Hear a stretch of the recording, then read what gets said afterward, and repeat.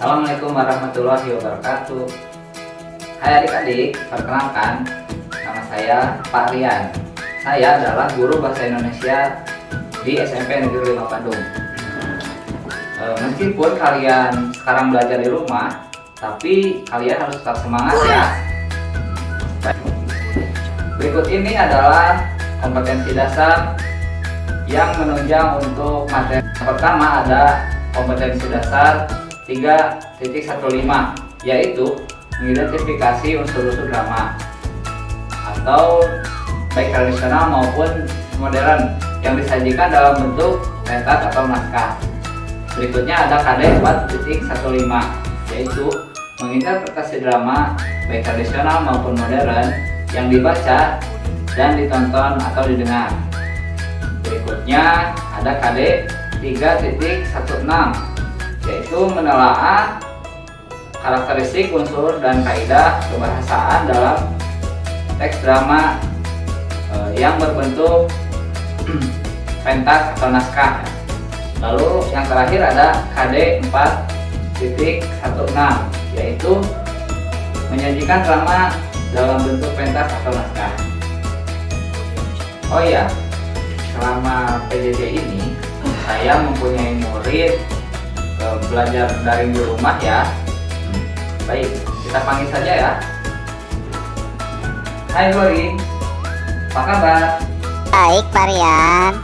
Gimana? Kamu udah siap belum membantu teman-teman untuk belajar di rumah dari awal sampai akhir ya? Siap Pak, pokoknya serahkan saja padaku, semua beres deh. Oke lah kalau begitu, selamat belajar ya. Buat teman-teman di rumah juga, selamat belajar ya. Selamat menyaksikan. Dah.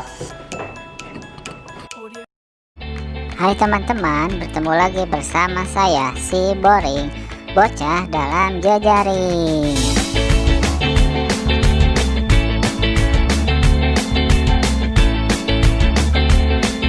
Seperti biasa, kali ini kita akan belajar bahasa Indonesia bareng. Mudah-mudahan kalian tidak bosan ya, karena belajar bahasa Indonesia itu sangat mudah dan sangat menyenangkan. Oh ya, aku mau ngasih tips tentang pencegahan penyebaran virus corona. Nah, baik, yang pertama, kamu harus mencuci tangan dengan benar. Minimal mencuci tangan itu 20 detik ya. Tapi jangan sampai lupa mencuci kaki juga ya, nanti kakimu gosong. Ya, yang kedua, kamu harus sering menggunakan masker. Tapi awas ya, bukan maskeran. Dan yang ketiga, kamu harus menjaga daya tahan tubuh agar tubuhmu itu tidak lembek dan tentunya tahan banting. Kamu harus sering berolahraga dan menjaga waktu istirahat yang cukup. Dan yang keempat, hindari menyentuh area wajah ya. Area wajah, mulut, hidung, dan mata. Waduh, kebayang nih kalau wajahku terkena virus. Udah mah wajahku pas-pasan virus corona. Wah, bisa kacau ini. Ih, ngeri, jangan sampai deh. Dan yang kelima, hindari bersentuhan dengan orang lain, apalagi bersentuhan dengan tetangga yang bukan muhrim. Dan yang terakhir, kamu harus tetap berpikir positif. Kamu harus berpikir kamu sehat, berpikir kamu itu kuat, dan keadaan akan baik-baik saja. Dan kamu jangan berpikir negatif ya. Jangan memikirkan yang tidak-tidak, apalagi memikirkan yang tidak seharusnya kamu pikirkan. Seperti kamu memikirkan dia yang sebenarnya dia itu tidak memikirkanmu. Aduh, kasihan sekali ya. Baiklah teman-teman, kita langsung aja ke materi yuk. Materi kita kali ini yaitu materi isi dari bab 8, yaitu tentang teks drama. Yang pertama ada pengertian drama. Drama merupakan teks yang menggambarkan kehidupan dan watak tokoh manusia melalui tingkah laku atau acting yang dipentaskan. Jadi intinya drama itu adalah cerita yang dipentaskan ya teman-teman. Berikutnya ada ciri utama drama. Ciri utama drama yang pertama yaitu berupa cerita. Yang kedua berbentuk dialog.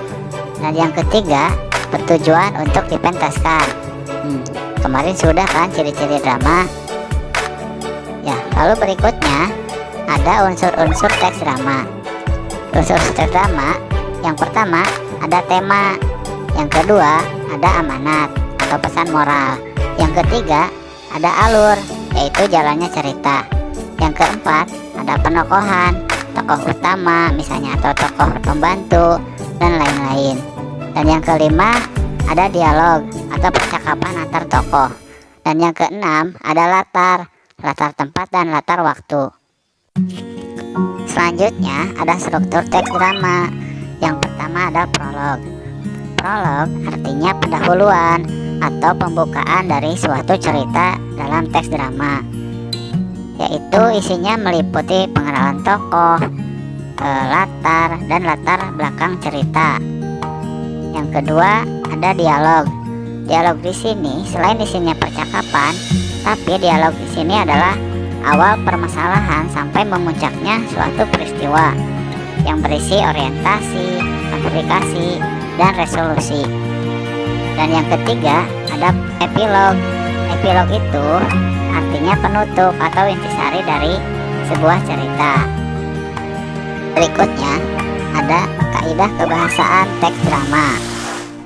Yang pertama ada kalimat langsung. Kalimat langsung ini adalah percakapan yang diungkapkan langsung oleh tokoh. Contohnya, Amran berkata, "Kamu ini teman macam apa, Joni?" Si ucapan tadi merupakan kalimat langsung yang diucapkan oleh Amran. Jadi, dalam kalimat langsung, dalam penulisannya itu menggunakan tanda petik 2. Yang kedua ada pronomina. Pronomina adalah kata ganti orang pertama, orang kedua, dan orang ketiga. Contohnya aku, kamu, dia, kita, mereka, kami, dan lain-lain. Yang ketiga ada kata tidak baku. Nah, dalam teks drama ini itu tidak usah selalu menggunakan kata baku ya teman-teman, tapi bukan berarti tidak ada kata baku. Dalam perkataan drama ini tentu si tokoh itu menggunakan kata yang tidak baku. Tujuannya supaya tidak terkesan kaku dan lebih ekspresif. Contohnya kata saya diganti menjadi aku, kemudian kata kamu, kata anda diganti menjadi kamu, dan sering menggunakan bahasa slang dan lain-lain. Yang keempat ada kosakata percakapan atau diksi percakapan. Misalnya kata kok, sih, dong, oh, dan lain-lain yang biasa digunakan dalam percakapan sehari-hari. Sama tujuannya supaya lebih ekspresif. Dan yang kelima ada konjungsi. Konjungsi itu adalah kata penghubung atau kata sambung. Konjungsi itu banyak sekali ya teman-teman. Ada konjungsi temporal, konjungsi kausalitas, dan lain-lain. Sudah kan kita pelajari sebelumnya. Berikutnya yang keenam ada kata kerja atau verba. Verba adalah kata kerja atau kata yang digunakan untuk menunjukkan suatu pekerjaan, baik pekerjaan yang dilakukan oleh aksi atau dilakukan oleh pemikiran. Nah, jenis verba itu banyak sekali ya teman-teman. Kemarin kita sudah belajar kan, ada verba dasar, verba turunan, ada verba mental, dan lain-lain. Yang ketujuh ada adjektiva. Adjektiva adalah kata yang menerangkan suatu keadaan benda atau orang. Nah, dengan kata lain, adjektiva ini merupakan kata sifat. Ya, bisa sifat seseorang, misalnya baik, jahat, cantik, jelek, ya, dan lain-lain. Berikutnya yang ke-8 ada kalimat seru. Nah, kalimat seru ini adalah kalimat yang menyatakan suatu ekspresi. Biasanya menggunakan interjeksi ya, atau kata seru. Misalnya, wah, alangkah baiknya kamu, wah, cantik sekali dia. Nah, itu adalah kalimat seru. Yang ke-9 ada imperatif. Imperatif itu adalah kalimat perintah. Kemana? Angka 10 ada interrogatif. Interrogatif itu adalah kalimat tanya. Berikutnya yang ke-11 ada sinonim. Sinonim itu adalah persamaan makna dalam suatu kata. Yang ke-12 ada antonim. Antonim adalah lawan dari suatu makna kata. Dan yang ke-13 ada nomina atau kata benda atau kata orang. Baik teman-teman, sekarang kita dengarkan ya cuplikan drama monolog yang dibacakan oleh temanku yang bernama Pelangi. Selamat menyaksikan.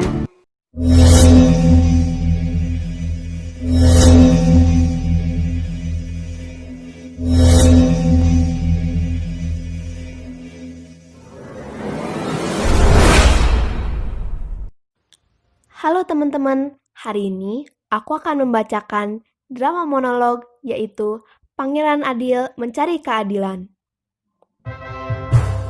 Suatu ketika, Pangeran Adil sedang berjalan ke taman untuk menghilangkan rasa jenuh atas aktivitasnya di istana kerajaan. Pangeran Adil merupakan satu-satunya anak dari Raja Sanjaya. Ketika sedang asik berjalan, tiba-tiba Pangeran Adil bersenggolan dengan seorang wanita yang bernama Bintang. "Aduh, maaf, kau tidak apa-apa?" kata Pangeran Adil. Lalu Bintang menjawab dengan tersipu malu. "Tidak, Pangeran Adil berkata dalam hatinya, "Wah, alangkah cantiknya wanita ini." "Kamu siapa? Kenapa kau ada di sini?" "Namaku Bintang.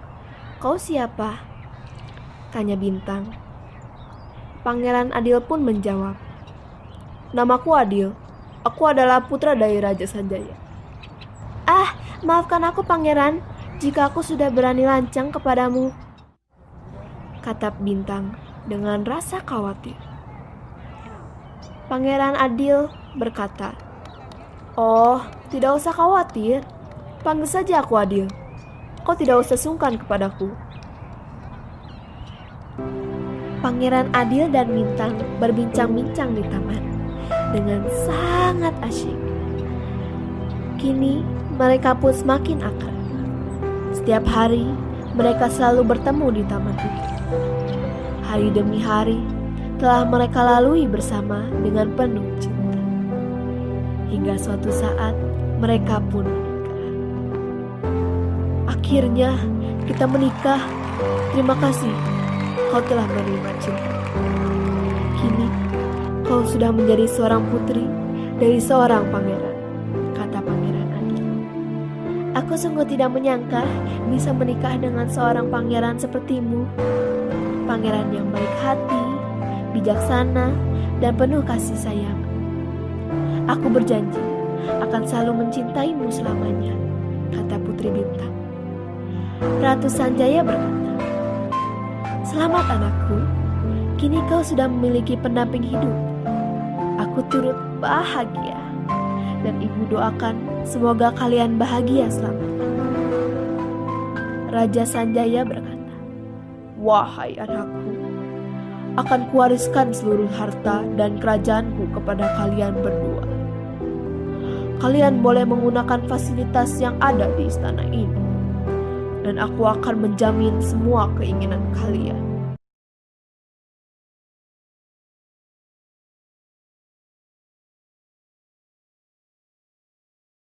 Baik teman-teman, mungkin itu saja materi kita kali ini ya.